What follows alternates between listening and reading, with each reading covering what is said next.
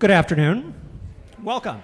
My name is Matt Greer. I'm the music director here at St. John's. Welcome to another Music at St. John's concert. We are so pleased you are here, whether you're joining us in the room or you're joining us by live stream. If you're joining us in the room, what a fantastic crowd. I'm so pleased you're here.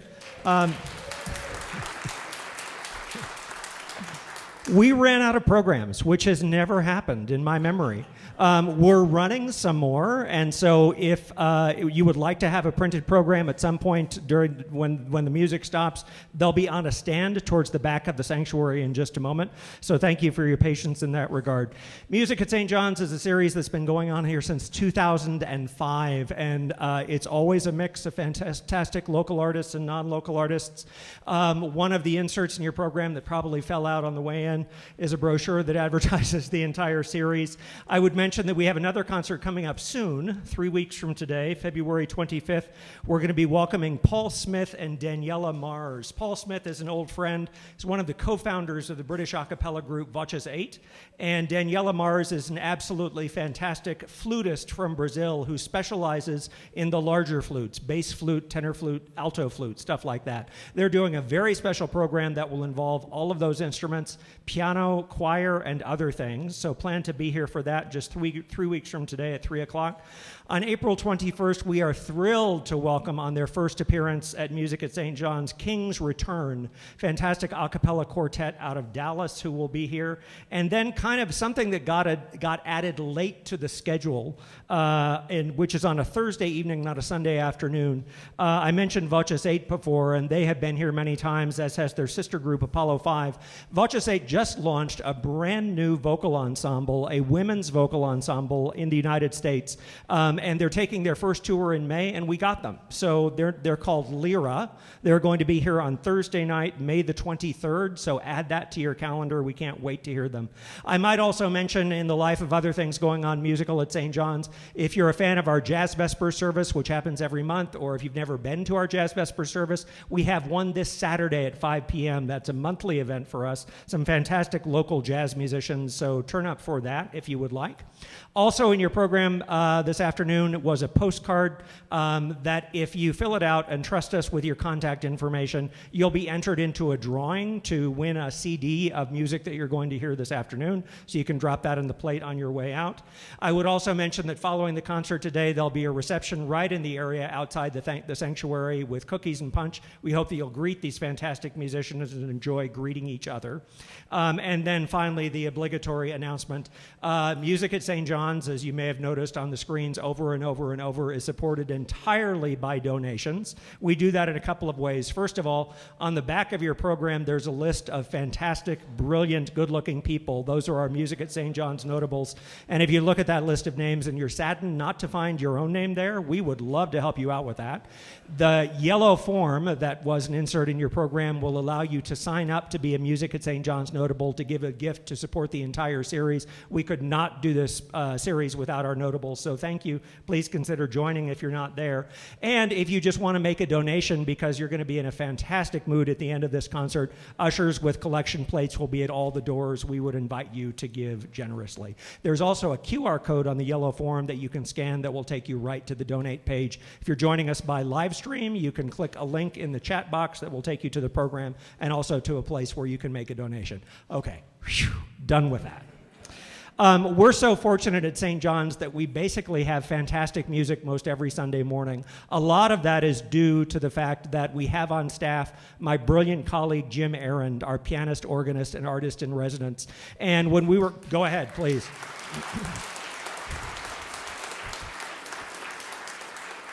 I'd also mention, just as an additional plug, that if you happen to be here for worship on Easter Sunday, which this year is March 31st, for the last several years, we have had the great good fortune to have as our special musical guest for our Easter worship service this brass quintet that you're hearing this afternoon.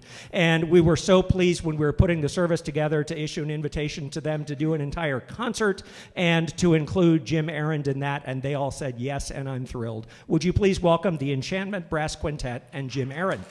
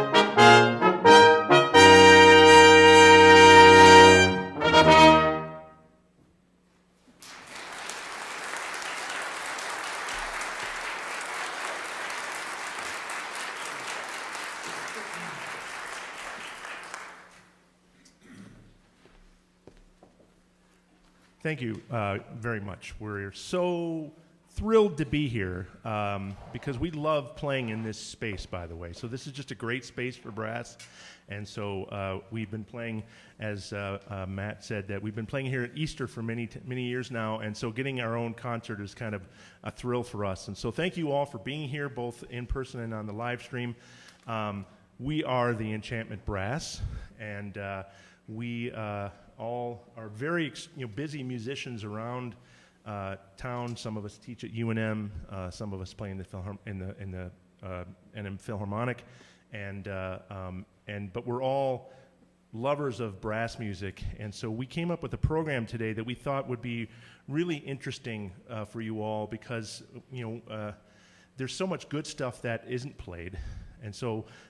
That first piece, by the way, the Duxbury Fanfare by Lauren Bernofsky, was written in 1998 as a fanfare to open up a new performing arts center for a small, and I shouldn't say small, in a small town, but for a performing arts academy in Duxbury, New Hampshire.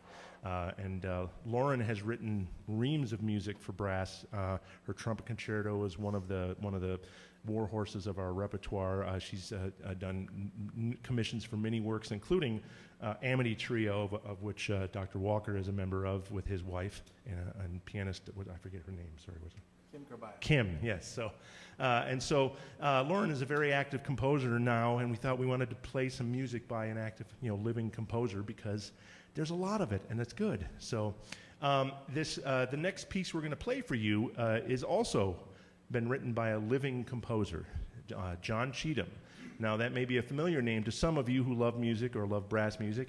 If it's not, it should be, because John Cheatham is a native of New Mexico. He was born in Taos, raised in New Mexico, or raised in Albuquerque, sorry. And then he went on to teach at the University of Missouri, and he wrote many pieces for brass. And so we, as some of the faculty members of the Enchantment Brass Quintet, decided we wanted to make some recordings of that music. And so our record, Brass Menagerie, the music of John Cheatham, is available on all streaming platforms, and that's actually the CD that's part of the giveaway for the door prize. So make sure you sign up for that, okay? Dr. Cheatham is retired now and living in Missouri still, I believe, and he was thrilled to come back to Albuquerque several years ago when we made our record and help us produce it. It was a treat to work with him. He's a wonderful person, and I don't know if he's watching or not, but and so we're doing, this next piece is one of the pieces we did on the record. We're going to do just a few movements from it, but it's called Partita Antico. And it's Dr. Cheatham's modern take on some of the Baroque dance forms that would have been used in Baroque music. And we love it. This is one of our favorite pieces off the record, and it's just so finely crafted and written. And so we're going to do the first, third, and fifth movements, the Alamanda, the Sarabanda, and the Jig for you today. So this is Partita Antico by John Cheatham.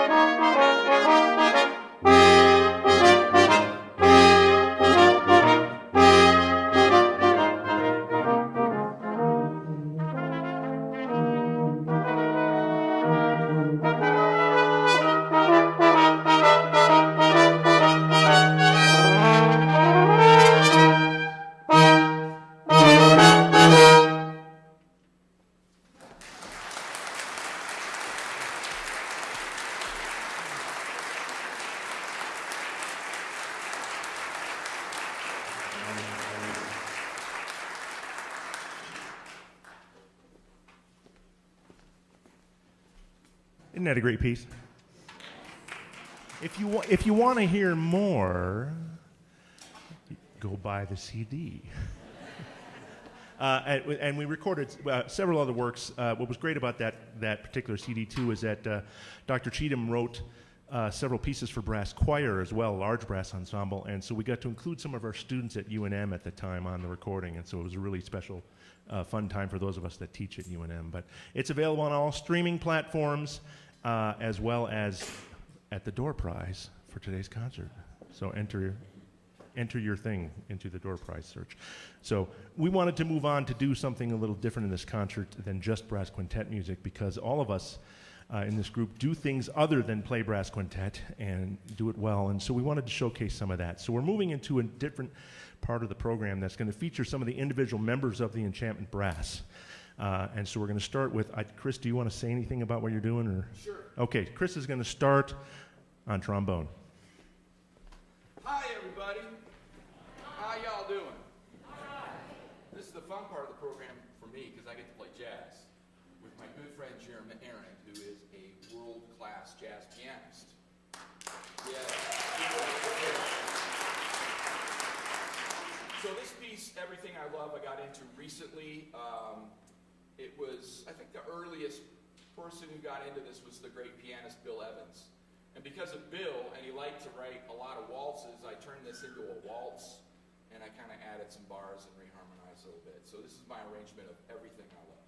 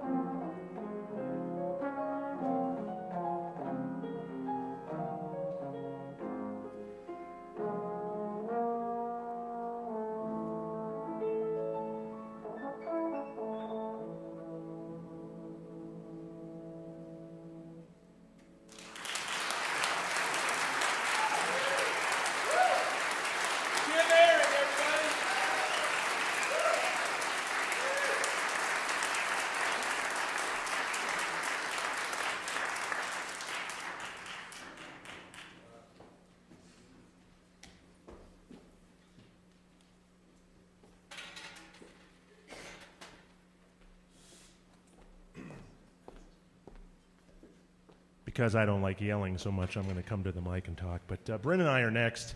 By the way, amazing, right? Amazing. It says in the program that Chris Buckholz is a virtuoso crossover artist, which is an understatement. I have not known many, if any, musicians who play jazz and classical as well as Dr. Buckholz does.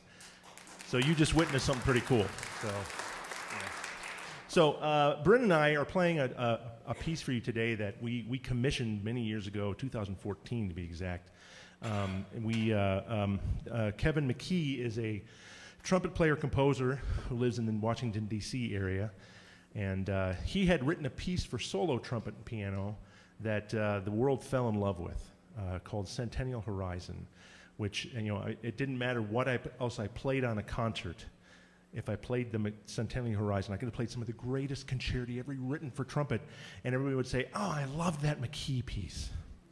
So I thought, you know what, I'm going to capitalize on this. And so I called Kevin, and I said, "Hey, man, can you write us a piece?" Now, the Centennial Horizon had been written, with Colorado in mind, and so the, Alpenglow is the name of one of the movements and blah, blah, blah. And so I thought, well, New Mexico's as cool as Colorado, if not cooler.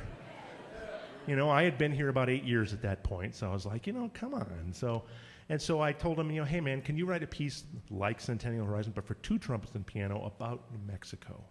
And this was the result, Under Western Skies. And so Kevin did some research, of course, and was thrilled to find out that of the spaghetti Western tradition that had happened here for many years, in Gallup especially, and Ennio Morricone and his soundtracks for all those spaghetti Westerns. And so he decided to write a piece with that style of music in mind. And so the first movement, which we're not going to play, is called Sun Up, and it's a beautiful lyrical sort of movement. But we're going to do the fast one because we're trumpet players, and that's what we do.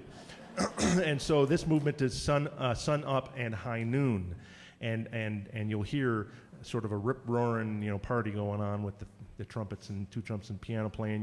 You'll hear some piano saloon music, and you'll hear the clock at the bell tower chiming noon and beginning of a gunfight.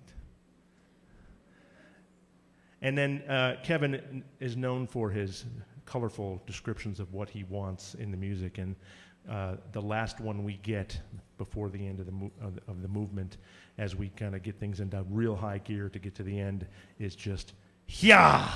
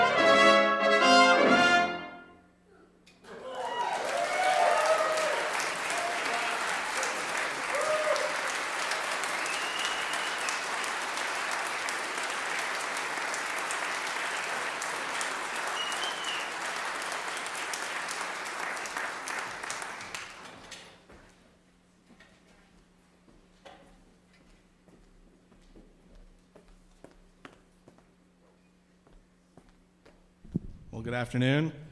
I drew the short straw, so I have to follow my colleagues now. So when we decided to do this, usually the horn player, being the best brass instrument, would pick something really slow and lyrical, and and I knew that if I did that, my colleagues would be making fun of me. And so I chose to do not that. And now I'm feeling a little bit bad because, Jim has been working pretty hard today. He's playing a lot of notes. And so this next piece is going to be no exception. This was a piece that was written in 2020 by a composer named Manuel Matarrita, who is from Costa Rica. And so when the pandemic shut everything down, he was inspired by two of his favorite composers, which were Beethoven and Hindemith, to write a sonata for every instrument was his goal. So he wrote the horn sonata first because, like I said, we're the best brass instrument. And so we got through, thank you, there's one. So we got through the first sonata, and then he got a new job. And now he's like the dean of the conservatory. So he hasn't finished, I don't think, any of the other sonatas. But this one is fantastic. And for the music nerds out there, Matarrita, the composer, is a pianist. And he thought it'd be a good idea to have that original theme that we're going to hear in 7 flats. And so poor Jim has been working real hard. But he sounds amazing, and it's been such a joy to collaborate with him and my amazing colleagues. And to see all of you here today, I'd like to thank Matt and all of his incredible team for publicizing this and spreading the word about just incredible music that exists here in Albuquerque. So thanks for letting us share your Sunday afternoon with us. And here is the first movement of the sonata for horn and piano by Matarrita.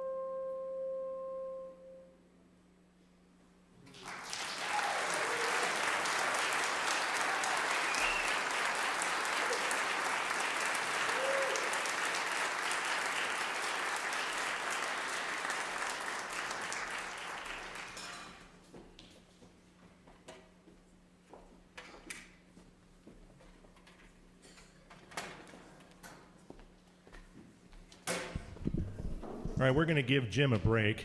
He just played a lot of notes. Big hand for him, though. That was great.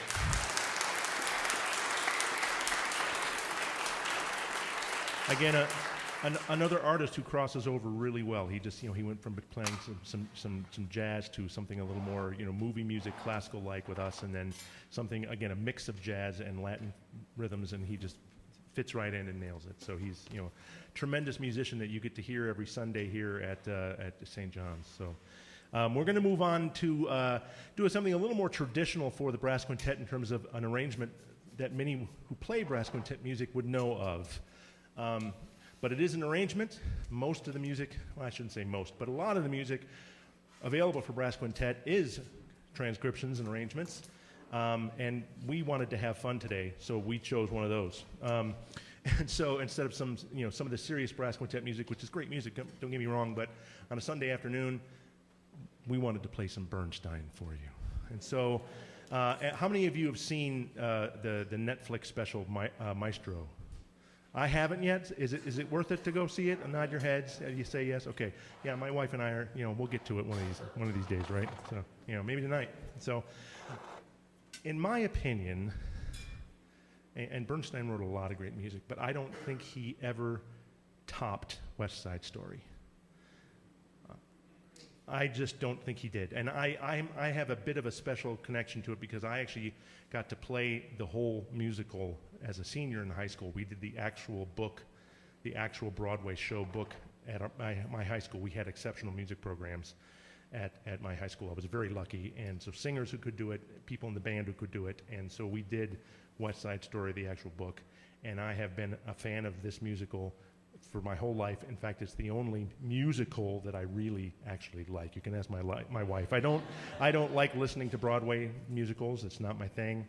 And so, but this music has real special meaning for me, and I'm sure maybe even many of you.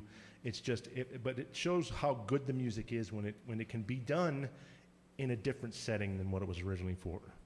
So this setting was done by Jack Gale for the Empire Brass Quintet, who was, again, for probably all of us in this group, were real role models.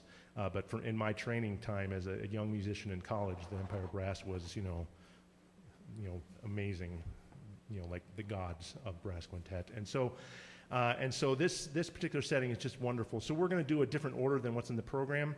We're going to do Maria, I Feel Pretty, Somewhere, and Tonight, in that order instead, so don't be confused. Sorry, I wrote it wrong when I sent it. So, but here is some, again, I think Leonard Bernstein's greatest music. This is West Side Story.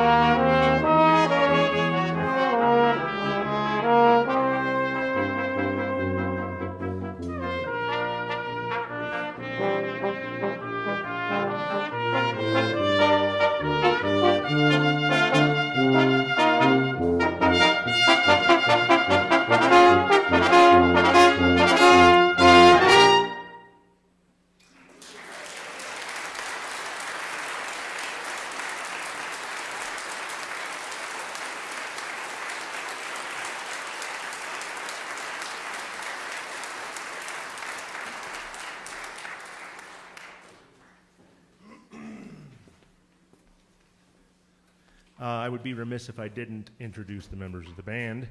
I'm Jim Marchiando. I am principal of the New Mexico Philharmonic. I teach at UNM. I also play with several groups out of state. I'm a Midwestern boy by heart, but I love New Mexico, love living here, and I love this music scene. And so, again, thank you to everyone who came here today to this concert from the bottom of my heart. As a transplanted to New Mexico, you're what makes this scene so special. Joining me in my partner in crime on trumpet and in life is Brynn Marchiando.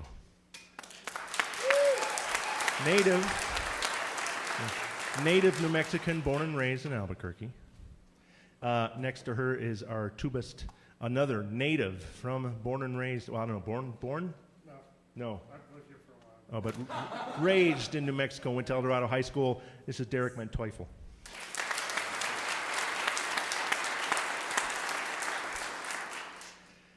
And as I said, one of the greatest crossover artists I've ever heard on trombone, Dr. Chris Buckholz.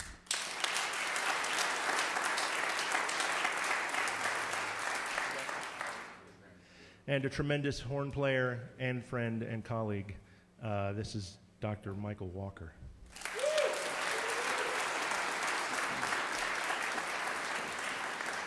And then also joining us on piano and now organ for our last work, this is Jim Ahrend.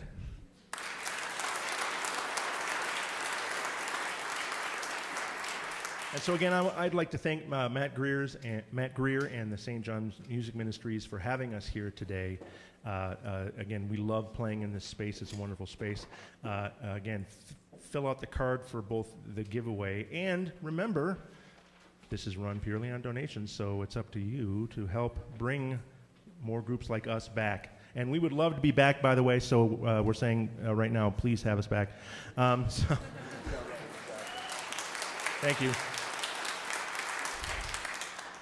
And to all of you live streaming, thanks for joining in. Thank you to all of you who joined us today on a Sunday afternoon. It's just cold enough outside that come to a concert is still a fun thing to do. So thank you for being here, though, and because, again, without the audiences joining us in the concerts, we're just garage bands. And so, it means a lot to see all your happy faces here. I see a lot of familiar faces. My kids are here. We love playing for them. And so thank you. Please come and say hi to us at the reception afterwards. We're friendly. We don't bite, despite being brass players. So, and thank you again to just everybody. We've had a great time here today. We can't wait to come back. The brass is often called the instruments of kings. But that is the king of instruments. So we're going to do a piece that was written, is arranged for both brass and organ. It's actually written for organ by itself, but brass players, we have to steal everything. So someone arranged this for brass quintet and organ. This is the Grand Corps Dialogue by Eugene Jagou, and we think it's a very fitting way to end this concert. So thank you again for being here. Have a wonderful weekend. Here's the Grand Corps Dialogue.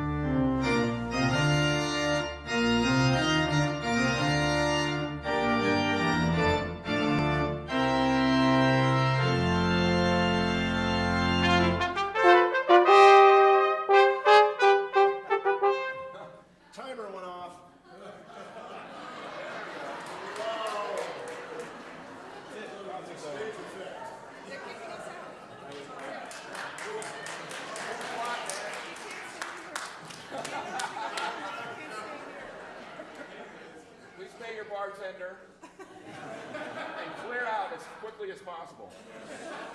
More donations. That's right. That's exactly why we stopped, because we wanted to remind you yet again. We're going to start over. How about that?